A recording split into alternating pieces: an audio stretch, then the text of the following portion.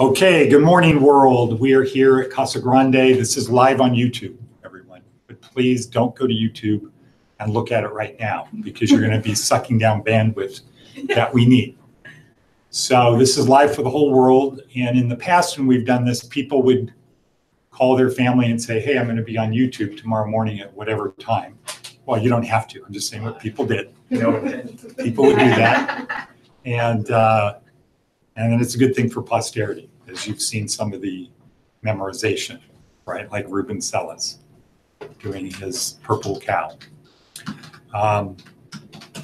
or the red wheelbarrow, whichever one he had problems on.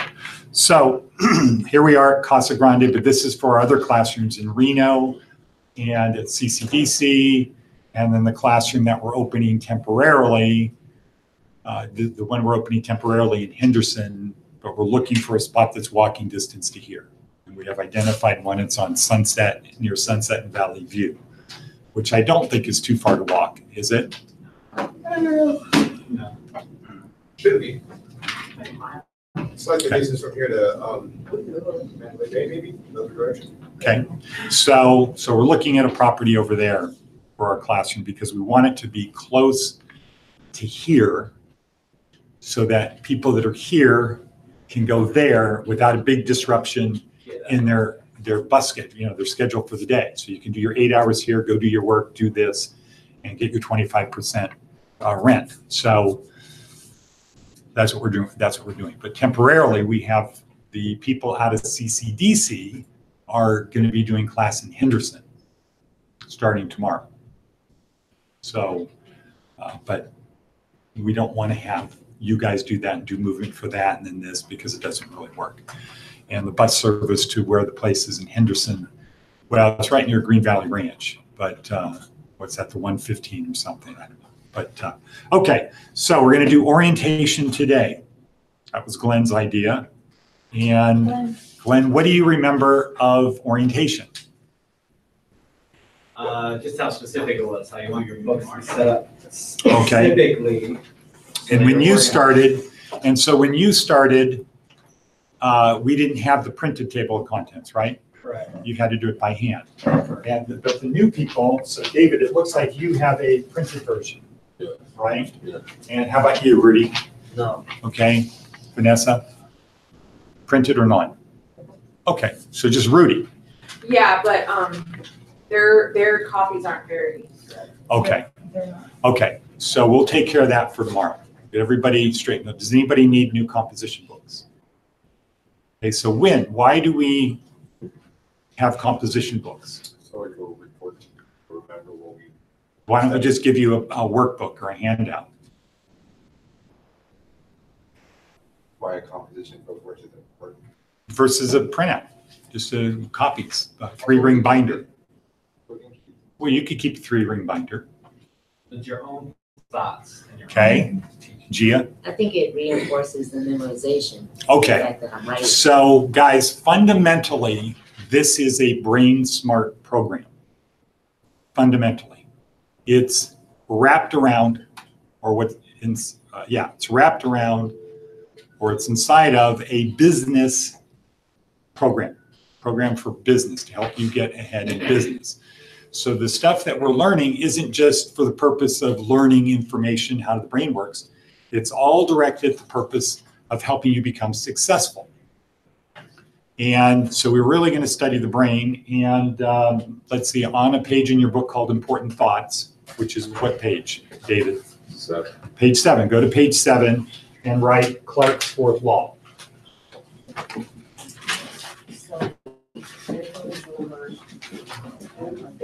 Okay, whatever page yours is on. So Nanette, if you don't have it on page 7. 11. Okay, so page 11, Clarke's fourth law.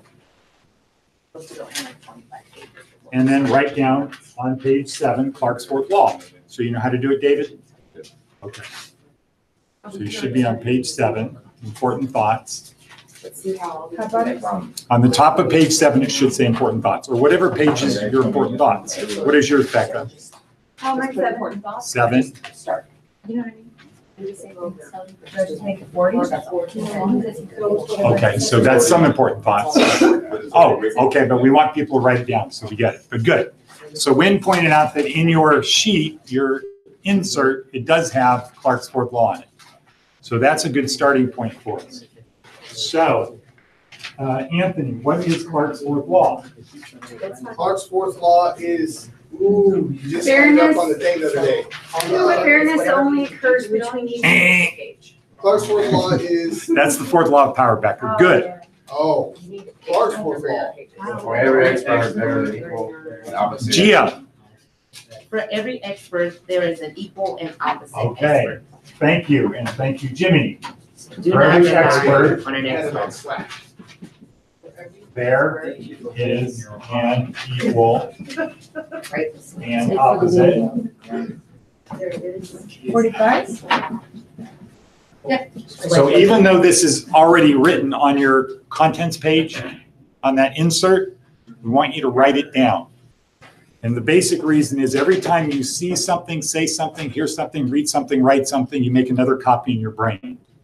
And so when you have to write something, first you have to hear it, right? That's one. So if I say Clark's fourth law, then you've got to picture it in your brain. Then you got to start writing it. Then you're watching yourself write it. And then after you write it, you look to say, yeah, that's what it says. So that's like 5 copies in your brain. That's why we don't do handouts. Because when you get a handout, what do you do? Glenn? Throw it away. Glance and look at it. And you say, what in your brain? What is the belief in your brain? I've got it now. You had it. I can, if I ever need it, I can read it. Yeah, I can read it when I need it. I don't need to know it right now because I have it written down. Okay. Our approach is we got to get it in your brain. Think about Neil Martin. What did he say about getting things into your unconscious brain? See, it's hard, right? Don't remember. Okay. So, Gia, since you were so anxious to talk about this, what is an example of this? My first thought is when you're on trial and I have someone that as a. Okay, not really. When? Okay. This is important, guys. This is important for your life. This falls under the first law of power, which is what, Anthony? The first law of power is, Okay, you don't have to repeat the question. Remember that? You always. Damn. I know, we talked about this on this first day. Power perceived is power achieved. Okay. So if you know Clark's fourth law, when somebody brings it up and you go, oh yeah, or he brings up something and say, oh yeah, Clark's fourth law, or they bring up, oh yeah, sounds like a Clark's fourth law problem. You don't say, huh, what? You say, yeah, cool, yeah, okay, got it. So what's an example of this? Good. So we don't argue with other people because No. someone brings out statistical evidence. You don't want to argue. This is the fundamental problem in life. Right. Okay, now our program, we do everything we can to avoid Clark's fourth law problems. Okay, that's why it's important here, because there's this thing called Clark's fourth law. And if you get sucked into it, you can't ever come to a conclusion. Can't come to a conclusion. Okay, so it's like this. What's the guy who's the most top of the pyramid for Buddhism? Top of the Buddhism hierarchy? the Dalai Lama. The Dalai Lama. Okay. Now, if you say to the Dalai Lama, what is the meaning and purpose of life? Could he give you an answer? Not would he, could he? Perhaps. Yeah. Okay. Where did life come from? He could give you an answer, right? Why are we here? He can give you answers. Now, who's the top of the hierarchy for Catholics? The Pope. The Pope. Could you ask him those questions? Could. Would he give you the same answer as the Dalai Lama? No. No. That's a Clark's fourth law problem. For every expert, so the Dalai Lama, there's an equal and opposite expert. Now, could we extend that to say, well, who's the top of the Mormon hierarchy? Could, but nobody knows who that is. Glenn is, okay. Glenn is It's like science in prison for life. Yeah. Mormon. Yeah, Isn't the it John prophet. Corbett? James? No, the current head hierarchy, top of the hierarchy. Nobody Okay, knows that. so he's the There's prophet. different sects of the Mormon church. Now, if you ask him those questions, is he going to give you an answer? Yes. Absolutely. And weren't you born Mormon, raised Mormon? Of course I was. Were you? No. Oh, I thought you were. Somebody in here was. Glenn's born. I am. Okay, I thought there was a female. Kind of girlish. Okay, so before you were born, where were you? I was in the pre-mortal existence. Correct. And then you inhabited a body, right? And then you go through life, and if depending upon how you do, you go to one of three. One of three levels, one of three kingdoms. Yeah, the celestial, Kingdom. telestial, or the Celestial. celestial, terrestrial. Celestial. Okay. Are you And where are you tripping? now? So you go to one of those three places. Okay, Clark's fourth law problem. Who's head of the Muslims? Nobody knows. Well, there are people though, right? There are people at the top of their hierarchy, and you ask them the question, and they're going to tell you the answers, but they're going to be different. So how do you know who's right? Okay, that's a Clark's fourth law problem. Huh? No, but how do you know? Not belief. There's no way to know. Okay, that's a Clark's fourth law problem. There's no way to know, because if you could know, then all four different people would know different answers. That's a Clark's fourth law problem. We can't come to an answer of what is absolutely true. Don't know. Because for every expert, there's an equal and opposite expert. You know, the head of the Muslim says, well, I studied the Quran for my whole life. Everything else, I know it inside and out. I talked to guys who were in this position before, and I know. And the Dalai Lama says the same thing, right? And the Pope says, well, actually, God told me directly. Okay. That's right. And so does the prophet, right? And so that's a Clark's fourth law problem. We do everything we can to avoid a Clark's fourth law problem here, so that you have confidence in what we say is absolutely true. So what do we have to take out of here to knock this thing out? What? Expert? Expert, right. So you take out expert, so you don't need an expert. Now that's how you can have things that everybody agrees it's true. That gets things down to objective reality. Think about it. Does anybody remember Yuval Harari? Oh, yeah. I know it's on, I Okay. don't remember it. Okay. Objective reality, things that everybody agrees to. Okay. So I say, what's this? And everybody can agree that knows what it is, that this is what it is, right? Yeah. So everything we do here, we say, okay, we're not saying it's true because an expert told us it's true. We're saying it's true because it's generally accepted to be true. And the people who don't accept it to be true, they just are, you know, they're kooks or whatever. I don't know. It doesn't matter. But it's generally accepted to be true. So how do we do that? How do we do that? How do we go from these are the things that are true? What is our basis if it's not an expert? What's the basis we have for saying this is true? Knowledge. Scientific evidence. Scientific evidence, okay? And what's the big piece of scientific evidence? What is the thing that creates the scientific evidence we base our stuff on? fMRI machine, okay? An fMRI machine, okay? You don't have to be an expert to be able to see what's happening in there. So for example, like I said the other day, if we had screens on the wall, if we were all each in an fMRI machine, or we had a portable one on our head, one day they'll have a portable one on our head, and there's a monitor up there, and somebody says something, would we see it on the fMRI? Yes. Do we need to be an expert to see it? No. Do we need to be an expert to say, oh, that part of your brain lit up? No. No. Why? Why don't we need to be an expert? Obvious. Because it's Colorblind. obvious. Yeah, and everybody can agree. Yeah, it lit up. No, it didn't. Okay, well, freeze frame. Now do you see it lit up? So everything we do, we try to avoid Clark's fourth law problems. And when we run into a Clark's fourth law problem, what do you think that we do? Argue. Well, Right. It's a good question. we want to say, aha, that's a Clark's fourth law problem. We're not going to be able to come to an answer. Then we just Because blow it up and for go, every- "Oh, next thing." For every expert, there's an equal and opposite expert. We don't know the truth.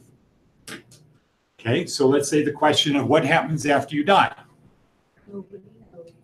Are there experts that will tell you Yes. different things? What makes an expert? Okay, well, because they spent their whole life studying it. Studying what? There's nothing to study. Say There's the dead Torah, dead. say you're Jewish. No, they have absolute beliefs of what happens when you die. What happens? Any Jews here? No. Well, you're asleep. You're waiting for the Messiah. And when the Messiah comes, everybody's going to be raised up out of their graves, and they get to choose which way they're going to go. Okay. What would Stephen Hawking say? We're just gonna be part of the earth. Yeah, or you're dead. That's it. Nothing. Nothing happens after you're dead. You're dead. It's just like the vacuum cleaner motor burns out. Throw it in the trash. Or you fix it if you like, if you're a meth person, right? At least take it apart. Try to fix it. Okay. So, important thing here. Everything we do, we try to avoid Clarke's fourth law problems. So if you think that a conclusion we're coming to is because of a Clarke's fourth law problem, then you should point it out because it's good practice. And it's good in the future because there's no point arguing over a Clarke's fourth law problem, right? Why not? There's no way. Because there's no way. There's no way to win, yeah. So if we just take it back to religion for a second, whatever religion you believe in, the best case, the very best case, 6 out of 7 people in the world will disagree with you. Okay, that's like if you're Catholic or if you're Muslim. You're only going to have 6 out of 7 people say you're crazy. Only 1 out of 7 people would say, yeah, Christianity is true. 6 out of 7 people are going to say, no, you're crazy. It's not true. Now, if you're Mormon, there's like 100 million Mormons, right? Yeah, so you're screwed.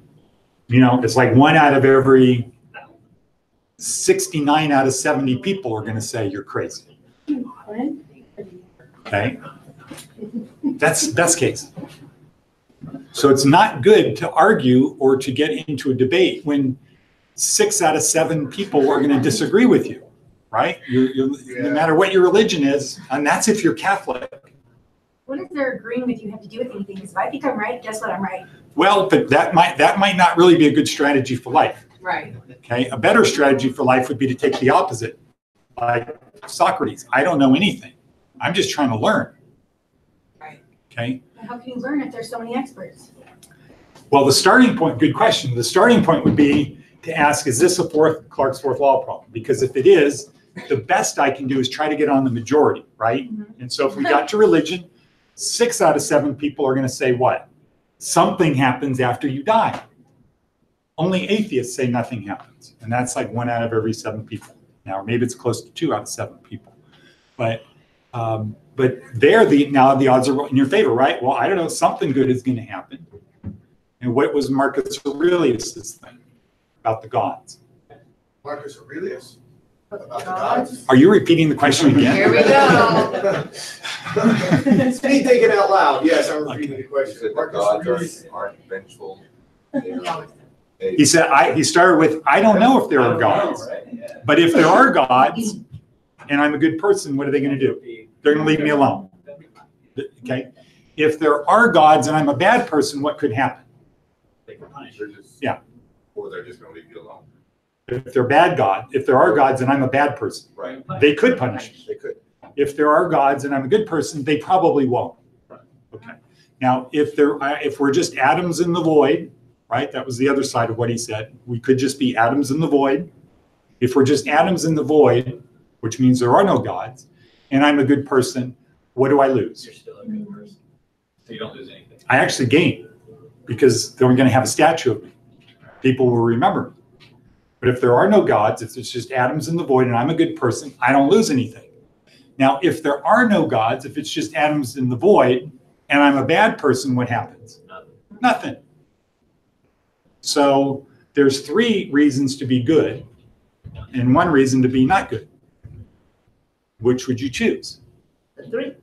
We're all in prison, so we chose the 4th. The one. But there's and redemption. Redemption. So that Clarke's fourth law is why you don't discuss politics or religion. No, I do. Only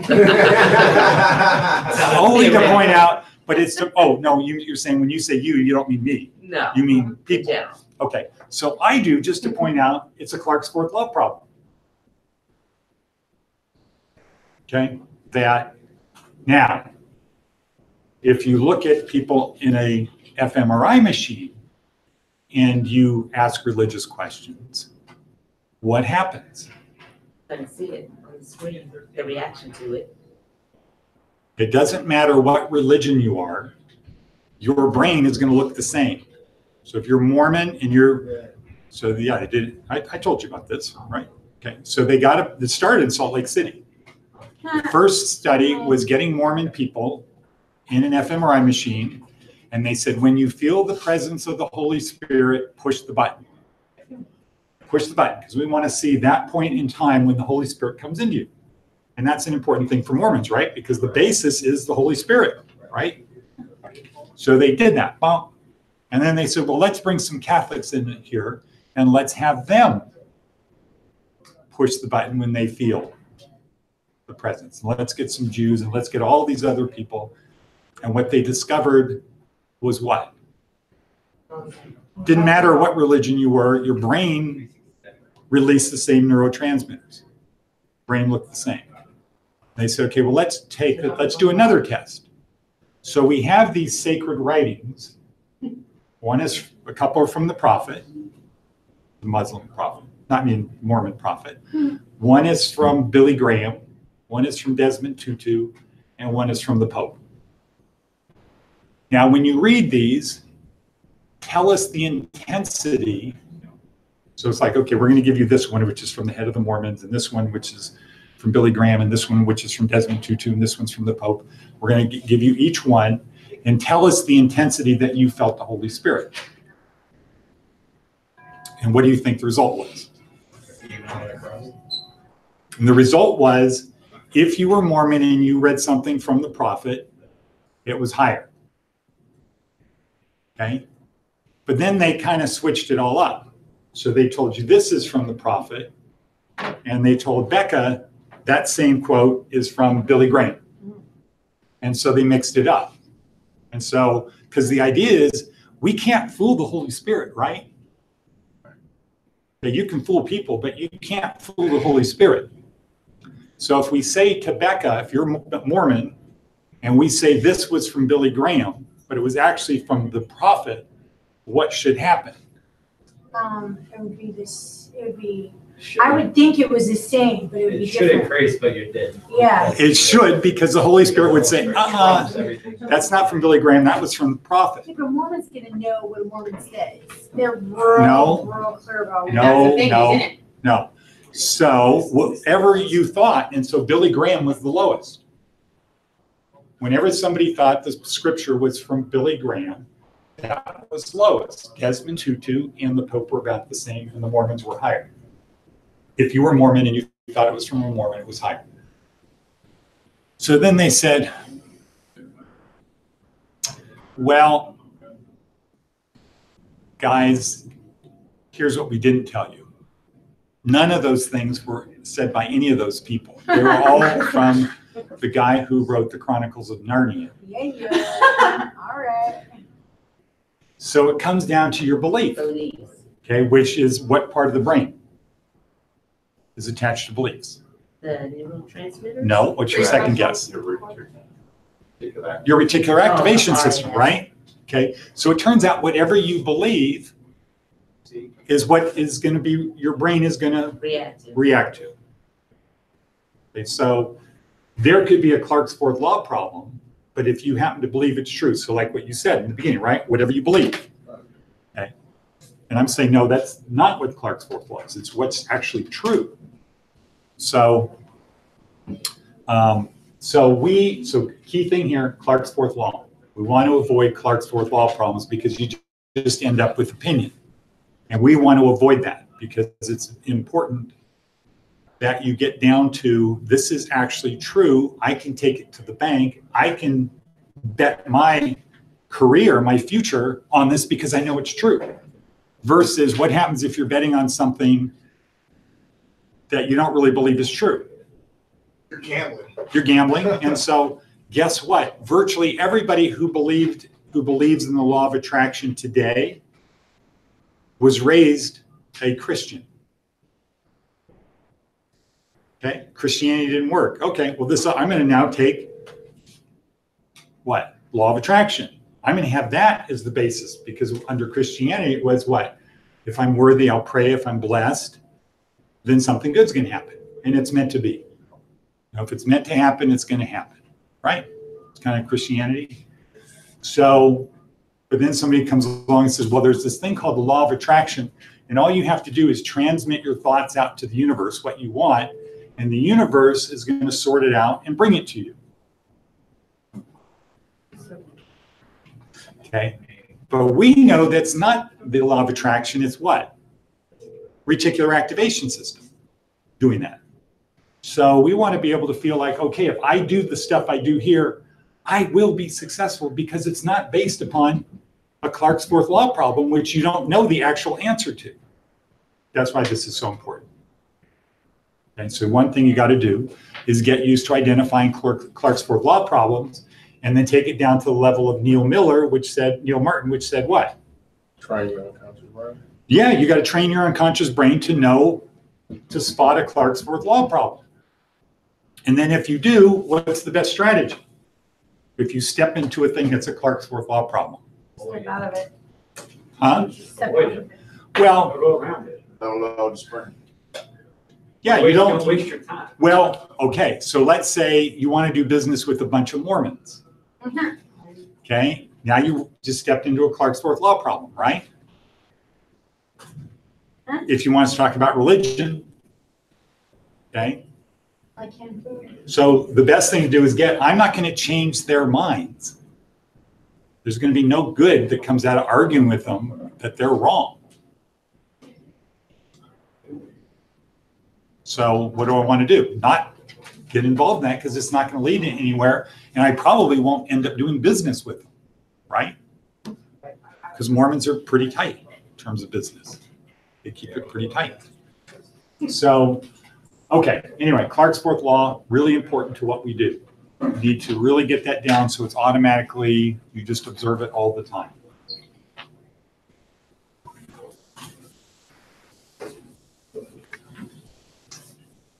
So, why don't we give handouts? Because it doesn't make an imprint of that material in our brain. Okay, so So it's better to write it. yeah, so writing it, we get like 5 times of 5 copies in our brain versus 1. So that's why here we don't give handouts, because it would be a lot easier. And in the old days when people had to do their table of contents, so who did their table of contents by hand? Okay, not with the handout. Yep. Okay, so when you had to do it by hand, you really had to do it. But then what happened is we get people coming in and out, and then it takes like, what, an hour to do the composition book? Yeah. If you guys remember, an orientation, takes about an hour to do it. And so if you come in after the thing started, you're kind of screwed. There's small tweaks in it. There's small what? Small tweaks, so one looks exactly the same as the next one. Yeah, So right. now it's uniform. Yeah, so that's a good point. So what we've done is we've made a little shortcut with the handout.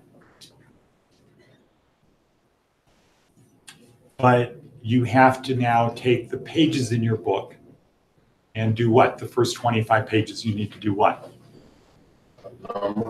Number them. Okay, what then what, Rudy? Write down notes. Okay. Put what's on your contents page, this handouts, on the top of the page. So page 7 on your contents page says what? Our program. Page 7? Our program. Huh? Our program, Oh, On your insert. our program, 7. Before you go. to learn the tools and techniques. Okay, your contents page looks kind of screwed up. Yeah, I think I need a new one. Okay, I think Nicole's printing it. No, Okay. thing.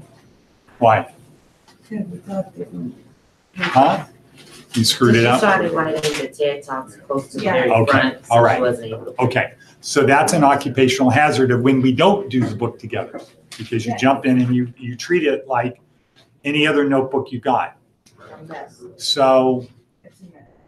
in Europe, especially like in England, they have an annual journal you get. And you get started on January 1st and you write, here's what I did for the day, kind of like business journal. Who did I meet? What did I talk about?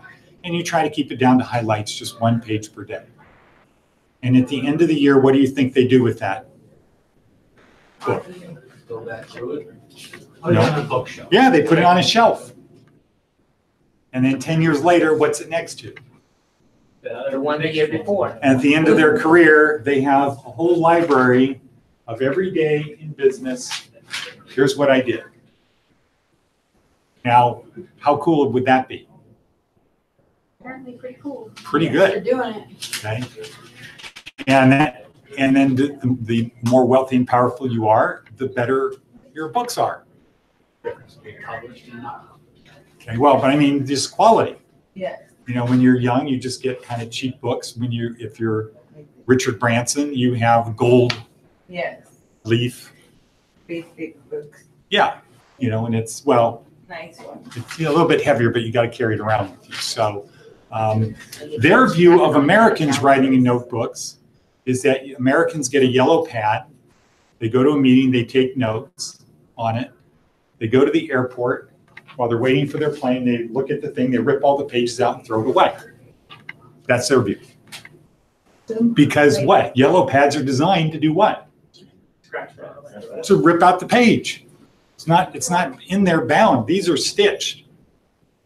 Okay, but a yellow pad, a legal pad, a notepad, those things are, you write on it, you take it out, you do whatever. So this book is a book you are supposed to keep it for the rest of your career. So it's like if you were a chef, you'd have your recipe book, right? Anybody who's a chef, right? And you go for a job interview, like this is high-end, not an in quote chef at Golden Corral. Anybody knows what that is? Yes. Okay. Okay, we had a guy at CCDC who said he was a chef. I said, oh, really? Cool. Where'd you work? Golden Corral. That's right. I said, okay. It's not really what a chef would consider a chef, more like a line cook. But so if you were a chef, you'd have your recipes, right? And if you were a guy that wanted to get Michelin stars, what do you think your book would look like? Beautiful. It would be intricate because the recipes you would have wouldn't be just like, okay, you get the pancake mix and you add water and you heat up the griddle, put some butter on it, and you pour it out. It would be very intricate if you're somebody trying to get a Michelin gold star. So this is a book that's like that book. This is a book that you should write the stuff in that you're going to want to know and remember and use. And I can guarantee you, if you do that, you're going to be glad that you did. It's going to help you out a lot. Now, the other benefit of the book is there is a direct relationship between your books and the structure of your brain. People who have really well-organized, well-documented books always do better on the quizzes and exams and tests and performance at work and everything else, because they're more methodical, they're more detailed, they take more attention, or put more attention into doing what they're doing. And so at CCDC, we don't have time to do it here, but at CCDC, every day you walk in the class, the book goes on the back table, and we look at the book and we make comments on the book. And they're generally, you need to write more. You need to do 6 pages per day in your book. You need to get in the habit of being able to comprehend and then communicate information, because you're not going to get high up. You're not really going to be successful. What's our definition of success? Money. Purpose. Money was meaning and purpose. Money plus meaning and purpose. And what is our path to get there? Power. What is power?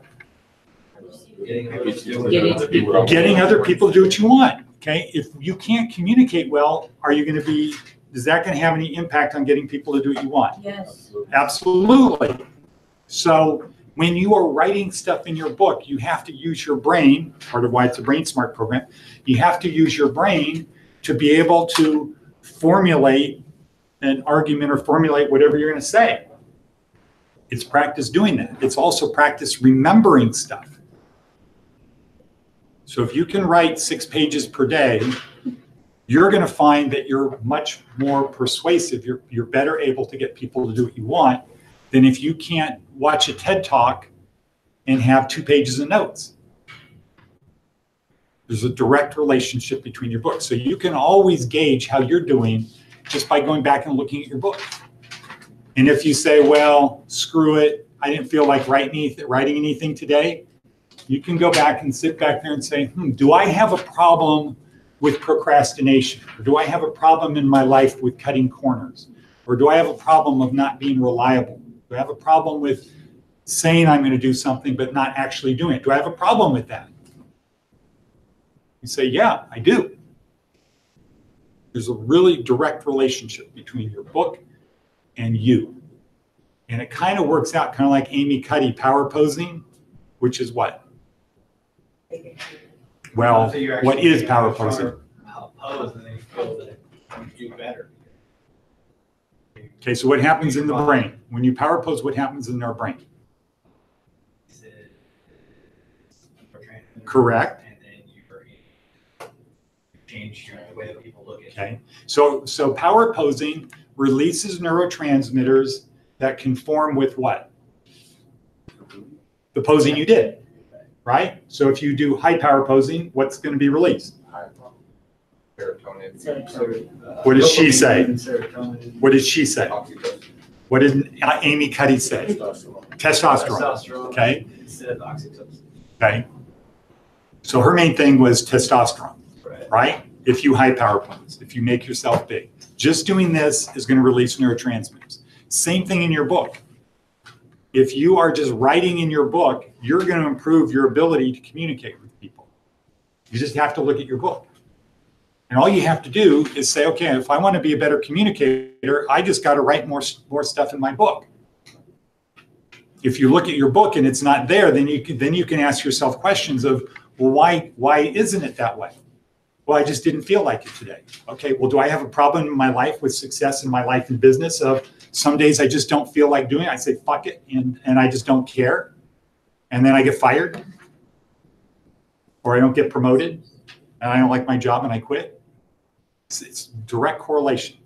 So what you do in these books is going to impact and affect your life. The other benefit is every time you see something, say something, read something, write something, you make another copy in your brain. And what does Neil Martin say we need to do? We need to train our conscious brain. How did he say we do that? Discipline, and that means what? Repetition. Writing, that's Blaine Elkers. So nagging works, right? Nagging works. Okay, that's putting it on your phone. Okay, so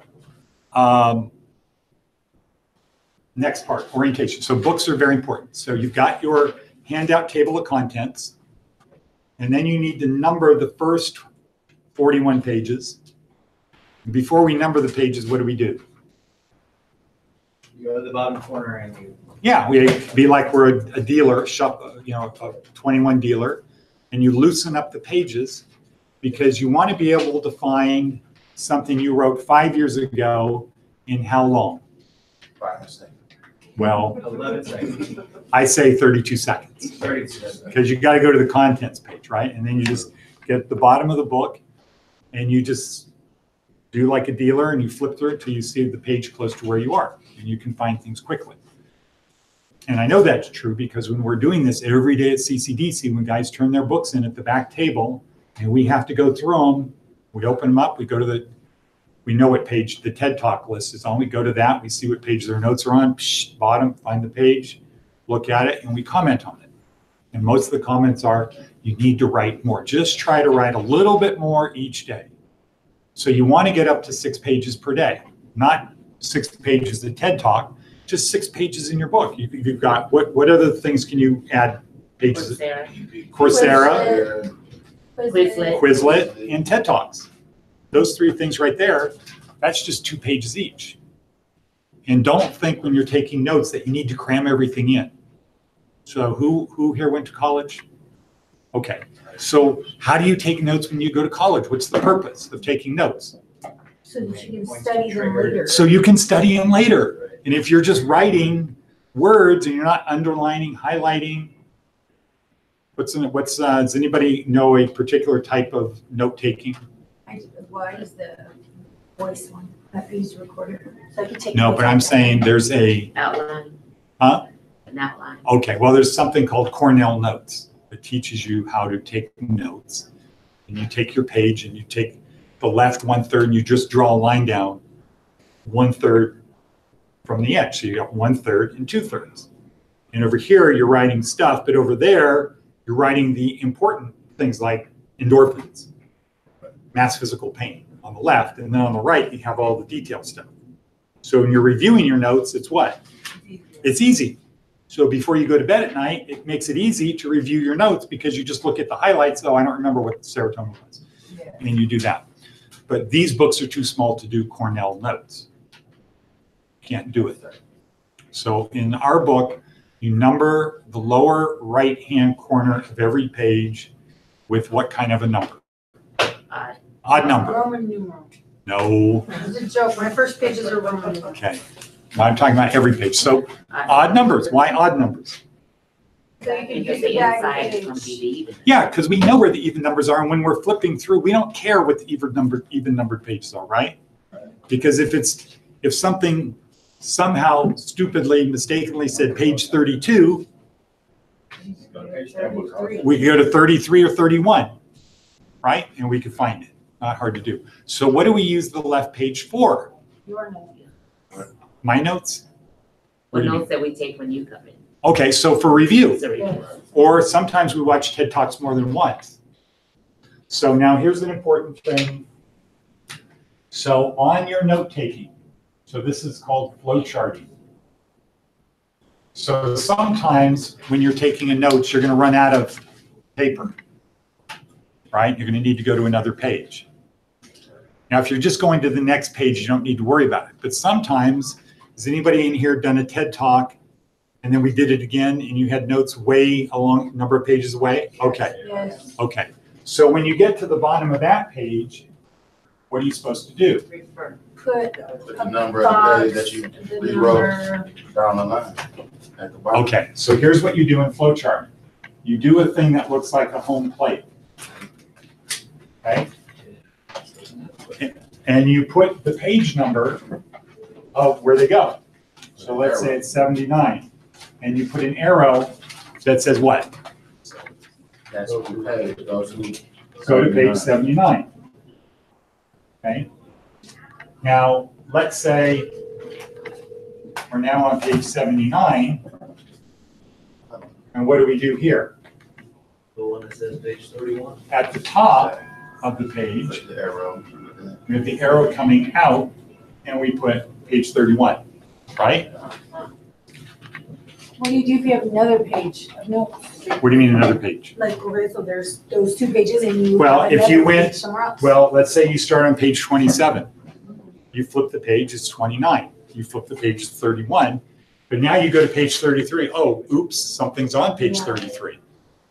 So this is when you do it when it's not consecutive pages. Okay, when you have to go do it. Now, but if you're on the same page and you're taking notes, or you're on this page over here where we're reviewing the notes, then you use something that's a circle. That means you're not going to go to a different page. It's somewhere on here. So here you put go to A, and then if you had a comment, you do that. So people who take good notes and then review their notes, they have their note page, but then they have a page that explains their notes. And this is how you get there. If you don't know how to do it, a lot of people draw lines all the way across, but that gets kind of messy. Is that what you do? Yeah. So this is the way to do it. And then you put, what's the next one? B. Yeah. So these are numbered, these are letters. That's how you do it. Now, if somebody comes along and they look in your book and it has A, B, C, all of these things on there, and they're educated, what are they going to think about you? You're educated. Okay, and that's what now? What law of power? Power proceeds. First law of power. Okay? Project that you know what you're doing. Okay, so We don't write on the left-hand side of our page. Another just practical reason is we've got a lot of paper. And if you write on the right and the left, it gets kind of hard to read, right? Because now you've got lettering pushing through both sides of the piece of paper, and your book isn't going to last as long if you push hard. So that's just another reason. And if you happen to get a second composition book, what is that? How does that make you feel? Good. Which is the release of what? Serotonin. Serotonin. So dopamine would be the thing driving you to get. To achieve it. Okay. But once it's okay, Glenn gets his second book, everyone, and he walks around coming to class, and he's the only guy with 2 books. Both books. We have women at CCDC that Have 4 books. correct. Mm-hmm. See it. And I say, why do you bring all 4 books to class every day? Yeah, basically, because it makes them feel good. Makes them feel smart. It's like, here's all of the stuff I learned right here. Okay, important stuff. Everywhere I go. Okay, so we talked a lot about the book. Keep the book. Don't rip pages out of the book. Why not? Because it will cause the rest of the pages to fall out eventually. Yeah, Tear the binding. okay, because it's stitched. So if you rip the back page out, the front page is going to fall out. Not necessarily right now, but after you open and close it a few times, it's going to do that. So don't rip pages out of your book. Now, if you rip them out of the middle, what's going to happen? All of them are gonna fall out everywhere. No, because they're stitched. Your book is just going to get really loose, and then it's going to fall apart for different reasons, just because it's not designed for the stitching to be tight, not loose. So it's going to rub, and then it's just not going to be good. It's not going to look good. So the books are really, really important. And I can promise you 5 years, 10 years, if you don't use it, you just have it in a bunch of junk, and you're throwing out your junk and you see your book, I can promise you you're going to have a huge surge of serotonin. Neurotransmitter that makes you feel good. So you're going to have a huge surge of that.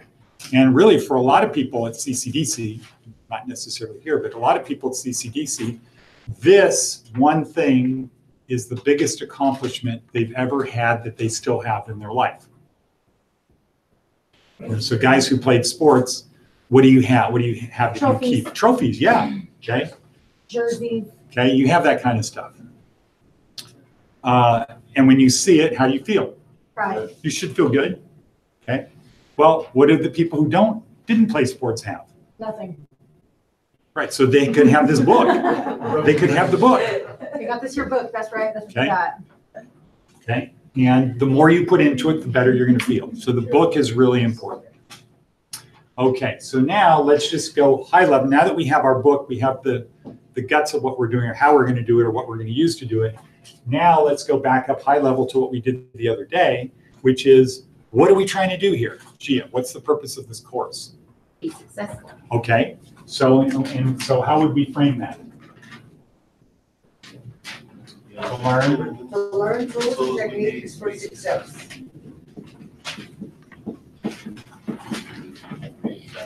Page 7. Okay, and this is also on your printed sheet. To learn tools and techniques for success. So if we're in law school, what do we do? Underline, Underline what? important words. Okay, what's the important word here? Success. Success, right? So we underline that. And what's, Rudy, what's the thing for success here? Money plus meaning and purpose. Money plus meaning.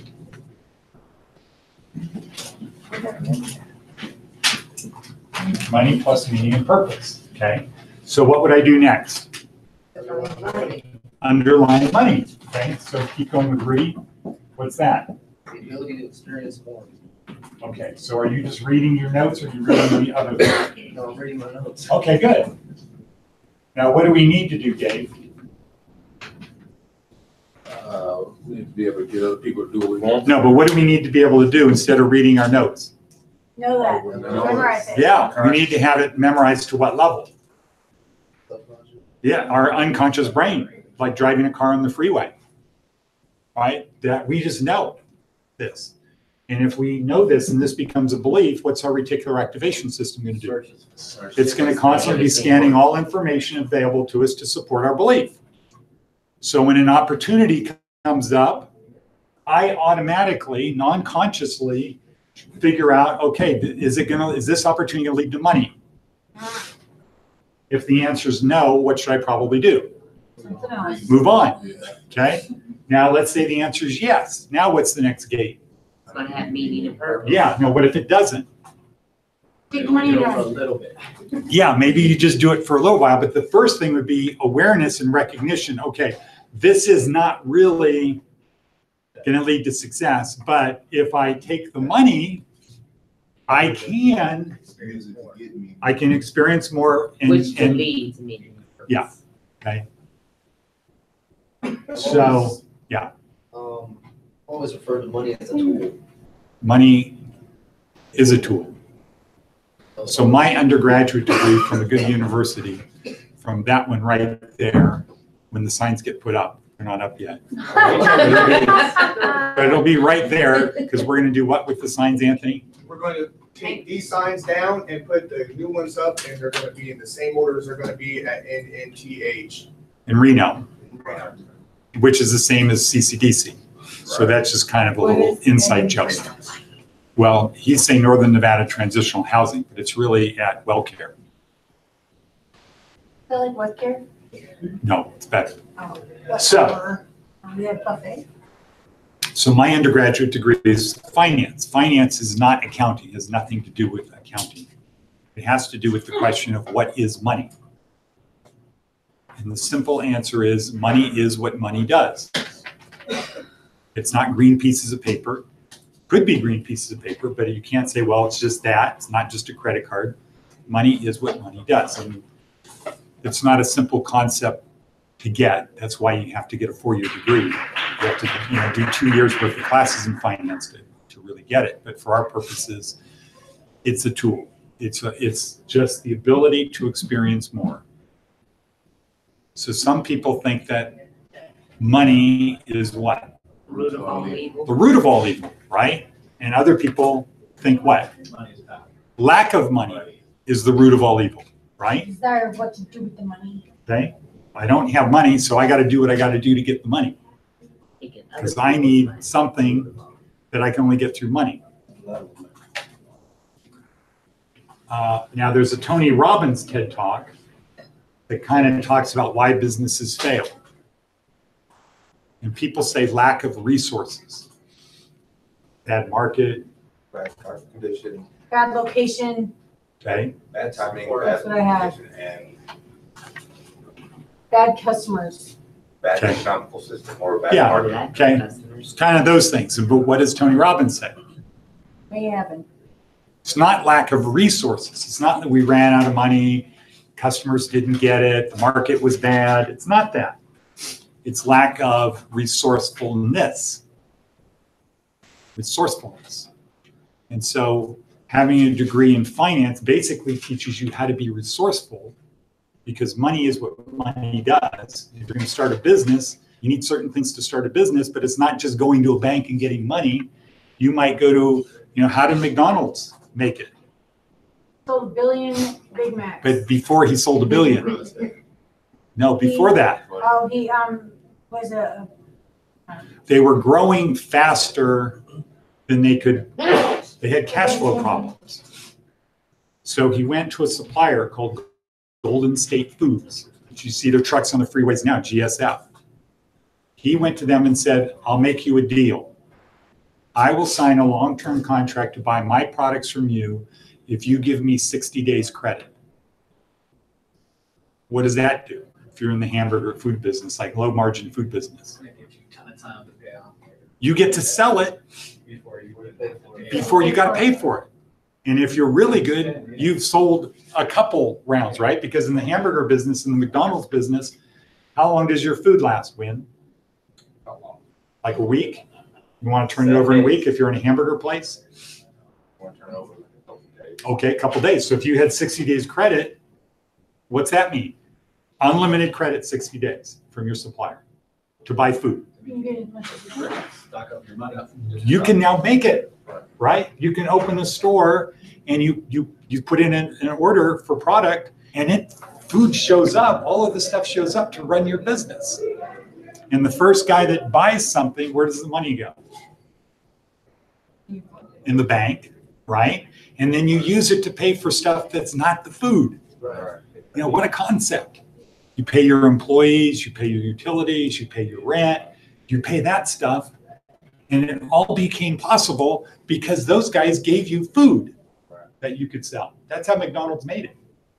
They were able to open stores faster than everyone else. That's it. It's not that the idea of a hamburger was a big trade secret, right? Oh shit, they came up with the idea of the hamburger. We can't open a hamburger stand now. They have a patent. Somebody said, God, that Ray Kroc, boy, he's 15 cents, this, that. Man, it's really great business. Let's copy it. But they didn't have unlimited credit to buy the stuff that he needed. So money is the ability to experience more. Okay, and then meaning and purpose is what? Service to others. Yes, service to others. And why do we have this? Why do we say that? Why is that important for success? Makes you feel good. Okay, because it's going to release oxytocin. That's a way to release oxytocin. And what if you release oxytocin? What's going to happen to you? You're going to feel good, but what else? Okay, not going to have dopamine. What else? Kelly McGonigal. Heart repair. Heart repair, good. Blood, your vessels keep dilated. You're healthier. Okay, versus you're releasing dopamine. You know, I got to get money. I got to get money. I got to get money. You're releasing dopamine. What did Simon Sinek say happens when you're just releasing a lot of dopamine? Addiction. It's that, but what did he say? Cortisol. You're going to, you know, if there's stress, right? Cortisol, what happens when you're releasing cortisol? You're gonna have health problems. Health problems, Your because body. parts of your system shut down. Like what did Simon Sinek say? You don't need to be growing your fingernails when you're under a stressful situation. You don't need to do that. So it shuts down. So it's not good to be doing it over long periods of time because it affects your body. So our simple reason for service to others is because it releases oxytocin. And if you release oxytocin, that means you're bonded to what? People, other people. Okay? You're bonded to other people. And releasing oxytocin is going to make you feel better and be healthier. Yes. That's the reason that we say that. Study with the rats, like the rat didn't choose the drug water every time he had a rat park. Okay? And so who is that taught by? Oh. Ripcord, trying to go negative. I can't remember it. No, not Simon Sinek. Johnny. That's his son. I don't know. Johann Hari. That's what I said. No, you said, Okay, okay, that's okay. well, I because said it's not, you can't say 10 I said people. it in my mind. You can't say 10 people and say, no, no, no, yes. Well, I said his name, so I'm right. I'm already ready. Okay, so these two things, meaning and purpose, and our path to get there is what, Dave? Power, which is getting other people to do what we want. And in business, that's called what? In business, what's getting other people called? Management, right? What's a manager do? Yeah, it tells people what to do, right? And what is it in the military? Leadership, that's a title. But what do leaders do?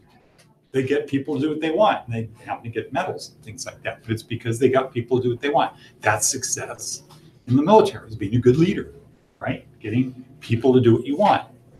So our course, fundamental purpose is to do this. But the underlying thing is this is a brain rehab program. So who's the guy that talked about brain rehab, brain smart program?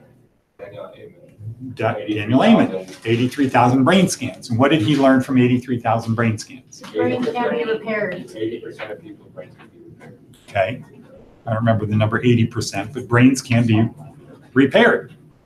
Just They're all damaged. Huh? I put it in my news article.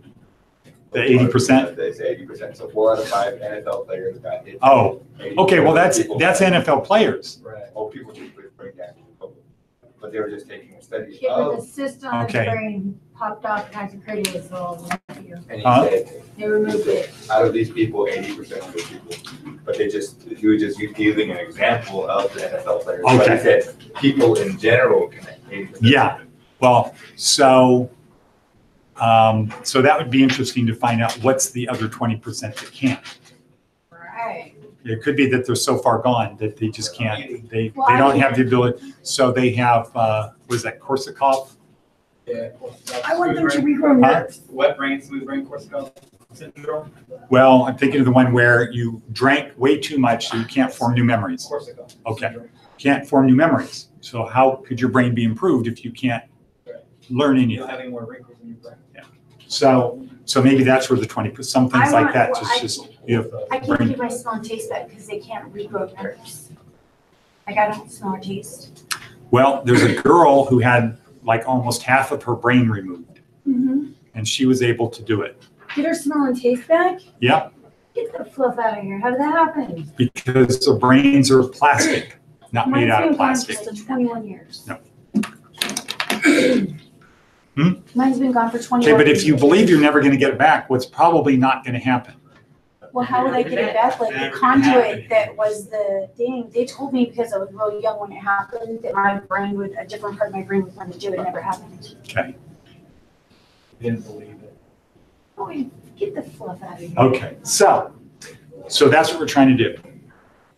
And our real focus is power. Now we're going to talk about the laws of power in a second. Nicole, am I doing something at 10? 30. 10:30. Okay, good. We're going to talk about the laws of power here.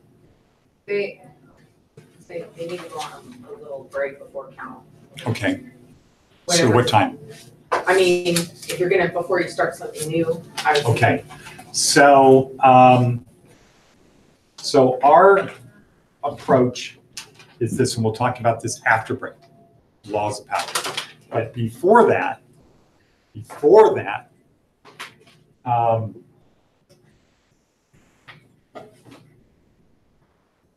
the key thing to doing this is you got to remember it.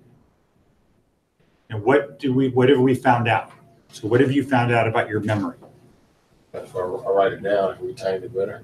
Okay, what if you don't write it down? Okay, what do most people think? Out there. Just remember it. Huh? Repetition will work. No, most people think what? They have recall. I don't need to write it down. I will remember it. I have a good memory.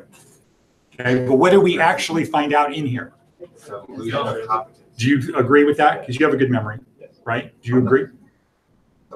Okay, If I write it down, I definitely do. okay, what if you don't? Then it's a 50-50 shot. Okay, but you agree 100% that we're not going to remember stuff. So one of the biggest challenges we have in this course is people thinking, I don't need to write it down because I will remember. And when you're watching a TED Talk, people don't write it down because what? They think they're gonna remember. Because they get hypnotized. They forget to write things down. You get sucked into it. Yeah.